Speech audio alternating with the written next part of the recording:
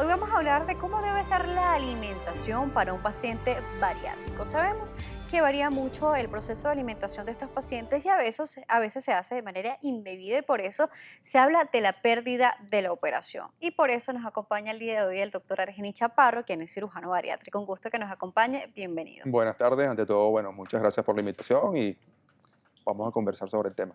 Así es, precisamente cuando se hace la cirugía bariátrica, la forma de la alimentación del paciente va a variar debido a que la proporción de la comida va a bajar porque el estómago cambia un poco. Explícanos sobre esto. Sí, tenemos una mala percepción de que el paciente que se somete a una cirugía bariátrica tiene que estar sometido constantemente a una dieta y no es así.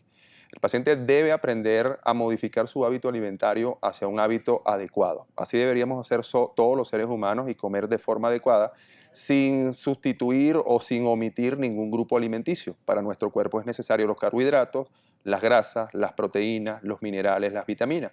Entonces, hay que explicarle y hacerle entender al paciente que se va a ser sometido a cirugía bariátrica que su hábito alimentario lo que va a hacer es modificar son las cantidades. Va a disminuir la cantidad de alimento que come en cada porción. Le decimos al paciente que los alimentos se deben consumir aproximadamente, aumentando el número de veces que consuma durante el día, entre 5 a 6 veces al día, disminuyendo la cantidad. El paciente debe consumir un desayuno, una merienda, un almuerzo, una merienda, una cena y una posible merienda antes de acostarse. Es lo que se recomienda. En este tipo de pacientes, la preparación preoperatoria es fundamental desde el punto de vista nutricional. ¿Por qué? Porque tiene dos implicaciones que son las más importantes. Una implicación netamente quirúrgica, porque eso me permite que el hígado disminuya de tamaño y el lóbulo hepático izquierdo que descansa sobre el estómago donde yo voy a trabajar, disminuya su espesor y me permita una accesibilidad mucho más fácil en el momento de la cirugía.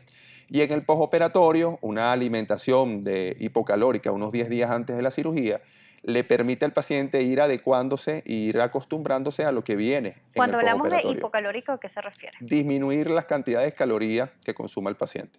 Normalmente un paciente debería estar consumiendo entre 1.300 a 1.500 calorías, se disminuye en este tipo de pacientes a 700 a 800 y de esa manera el paciente va perdiendo inclusive peso antes de la cirugía, va modificando sus hábitos alimentarios y no hay un choque tan fuerte en el momento postquirúrgico.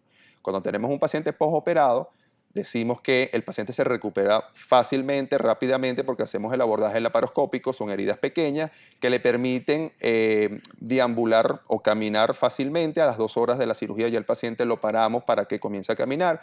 Muchos refieren en el postoperatorio inmediato que doctor, yo pensé que esto era más difícil o me iba a molestar más o iba a tener más dolor y se dan cuenta que no, pero siempre le digo al paciente no confundir una cosa con la Por otra, ¿no? supuesto. Su estómago está recientemente operado, lo que lo une una pared con la otra son suturas, hilos y grapas. Por lo tanto, esos primeros días de la alimentación tiene que ser una alimentación líquida. El paciente va a consumir abundantes líquidos, aproximadamente entre 1.800 a 2.000 cc de líquidos. Fíjate que no he dicho agua.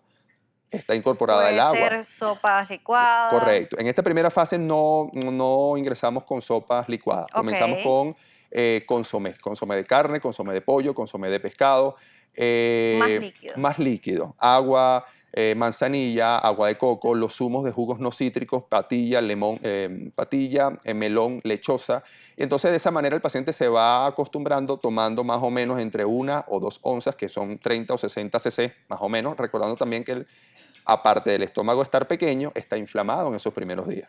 Luego de unos 6, 7, 8 días, el paciente pasa a una segunda fase de alimentación, que son alimentos más blandos, de mayor consistencia, disminuir la cantidad de residuos. Entonces hacemos, por ejemplo, una sopa en casa. No tiene que ser una sopa especial para este tipo de paciente. De la misma sopa que hacemos en casa, siempre le recomiendo al paciente o a los familiares que hacen el alimento que utilicen condimentos naturales. La sal, la cebolla, el ají, el perejil, el cilantro, o sea, Pimentón. pimentón, que tenga un buen gusto, colocar unas goticas de No aceite de sopas oliva, artificiales. no, para nada, nada artificial. De estas que vienen en sobre, no, no nos gusta porque tienen mucho contenido de sodio, mucha sal, ¿sí?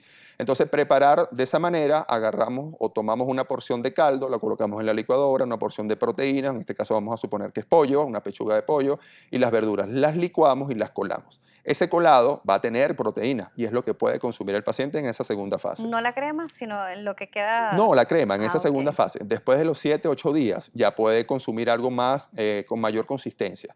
Entonces pasamos a una papilla, entendiéndose papilla como un puré pero con mayor contenido de agua. Puede ser de papa, puede ser de cualquier tipo de verdura o puede ser de plátano, con una ralladura de queso blanco, con una ralladura de jamón. O sea, un alimento adecuado que tenga buen gusto para el paciente.